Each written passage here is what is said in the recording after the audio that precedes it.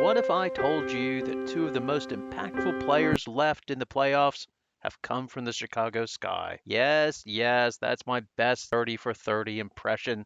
And you're probably saying, back to sports guy, you're an idiot, as Kalia Copper has already been kicked out of the playoffs. But no, I am not talking about Copper. I am talking about Leonie, Fiebich, and Alana Smith. Now, who knows what the Chicago Sky's new plan is? Will they continue with their Stone Age offense under a new coach featuring two bigs who cannot shoot outside the paint? But what is clear to me is that the WNBA is moving in a new direction, which started with the Aces, which is find bigs that can create space as they are a threat on the perimeter. And that is what Smith and Fiebich offer. And this battle between old school and new school will be on full display when the Sun and Lynx go at it. Now, in the last series, the Mercury gave their best shot at trying to bully, but they just did not have enough. They were torn between whether going small with Sophie Cunningham, and she got bullied by Smith inside, or trying to stay big. There were really no good options, made more painful as they previously had Smith on their team, but chose to give up on her and let her go to the Sky. And I did note in the postgame when Alana Smith turned the knife into them a little bit, as she would be the perfect four in Nate Tibbetts' offense.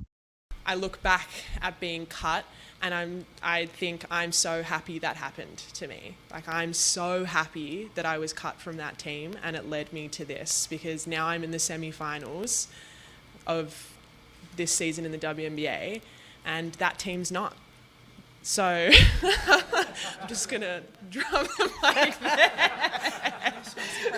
But instead, they decided to take a flyer on Rebecca Allen and her being healthy, and it did not pay off as she never returned after suffering a hamstring tear in the preparation for the Olympics in Paris. By the way, I wonder if the Mercury feel like it was worth it, as they got rid of Coach Clown, brought in Nate Tibbetts, who no doubt is a good coach, and then they traded more draft capital away for Kalia Copper, and what did they get? All right, Stan. You're in for roughly $60-odd. And, what happened? She slept with Jacobson. Swept out of the playoffs again.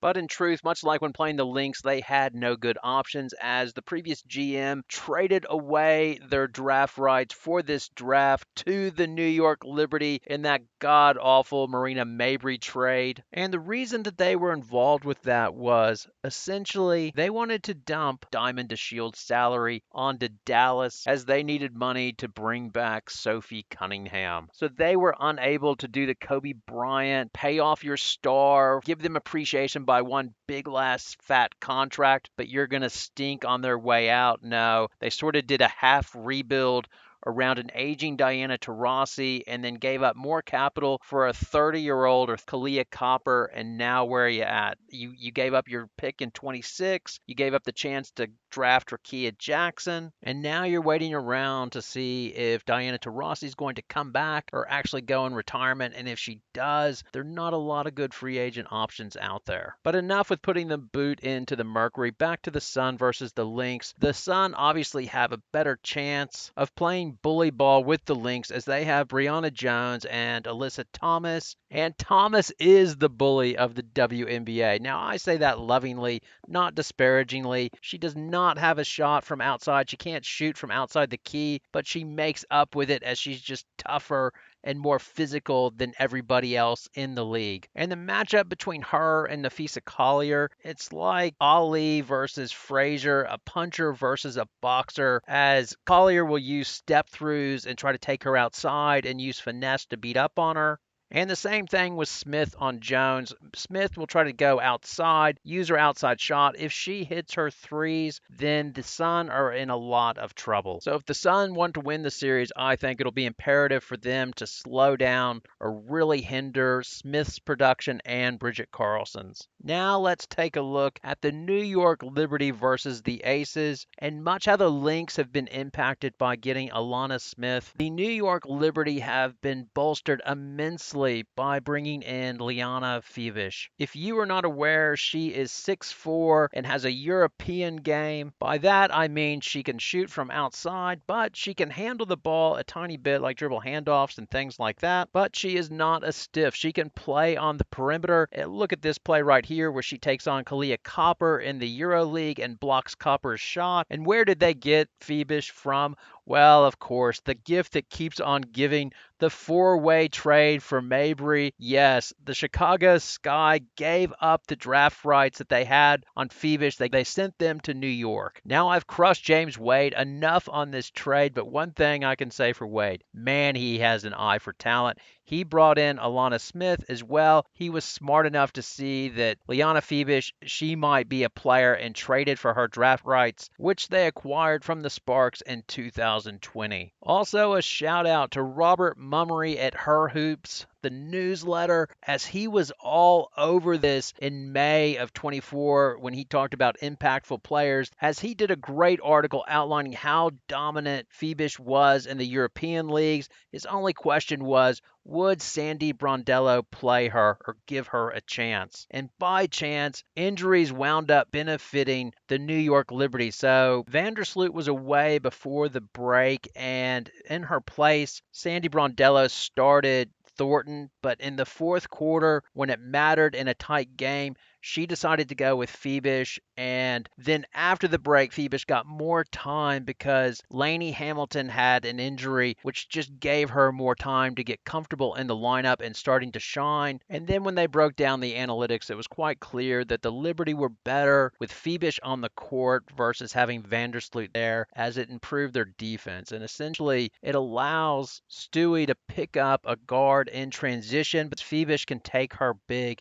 and they're just all interchangeable because they're so big. With 6'6" Jones, and then you have Stewie who's 6'4" and Fiebich who's 6'4", makes it a monster lineup. And then the other benefit is Vandersloot can go to the bench, and they have Lainey Hamilton at the guard spot, giving more athleticism to, hopefully, if you're a Liberty fan, slowing down the Aces guards who tore them up in the final last year. The Ace forced into bad options, namely because another Chicago player, CP, her foot unfortunately forced her into retirement. But their master plan was CP at the 4, who's athletic, and the show would go on running with her, paired with Asia Wilson, and then occasionally they would go small. Now their option is, if they want to go traditionally big, it's Kia Stokes, who's limited offensively, and then at times go small with either Hayes or Clark. And to be fair, last year that lineup was good enough to get it done to win a championship and hold on even after Gray went out with her foot injury. The question is now, will the core 4 be good enough to hold up against the height of New York? It should be interesting, and both of these series should be fun to watch. For me, I've got the Lynx and Liberty winning their series, but I probably just put the jinx on those teams. I apologize to those fan bases, and really I would not be surprised if either one of those teams got an upset and won out their series. It is just so close, and it'll just be fun to watch, and it'll really just depend on who plays the best. Captain Obvious, but that's what it's going to come down to. The other obvious thing is that there has already been one loser in all of this already, and that is the Chicago Sky. They had a chance of 2 modern 4s, and they were not able to hold on to them. Instead, they gave up their draft pick in 26 to draft Angel Reese, who's totally inefficient at the 4. And will the new coach in Chicago be as forgiving of her game? Or will a new coach seeking efficiency from the 4 spot lead to an unhappy Reese and more drama in Chicago? Now it's over to you. Your thoughts, your comments, your poison, it's all welcome. Thanks a lot for watching. Enjoy the games.